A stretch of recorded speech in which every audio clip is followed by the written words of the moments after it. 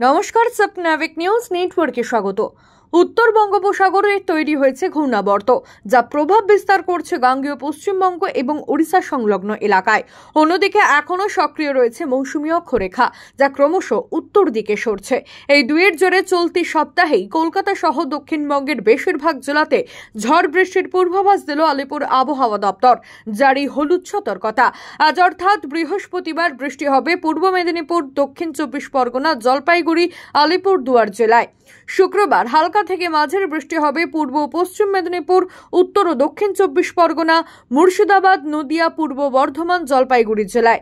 শনিবার বৃষ্টির পূর্বাভাস রয়েছে পূর্ব ও পশ্চিম মেদিনীপুর, ঝাড়গ্রাম, দক্ষিণ চব্বিশ পরগনা, হাওড়া, বাঁকুড়া, পশ্চিম বর্ধমান, মালদহ, দক্ষিণ দিনাজপুর জেলাতে এবং রবিবার বীরভূম, পূর্ব ও পশ্চিম বর্ধমান, বাঁকুড়া, পশ্চিম মেদিনীপুর, মালদহ, দক্ষিণ দিনাজপুর জেলায় ভারী বৃষ্টি হতে পারে। আলিপুর আবহাওয়া দপ্তর সূত্র খবর, বৃহস্পতিবার তৈরি হওয়া গভীর নিম্নচাপ শক্তি হারিয়ে সুস্পষ্ট নিম্নচাপে পরিণত হলেও এর জেরে উত্তাল থাকবে সমুদ্র। 22 ও 23 আগস্ট শুক্র এবং শনিবারের জন্য মৎস্যজীবীদের গভীর সমুদ্রে মাছ ধরতে যাওয়াতে নিষেধাজ্ঞা জারি করা হয়েছে। কবে থেকে আবহাওয়ার উন্নতি তা এখনো জানা যায়নি। জয় হিন্দ।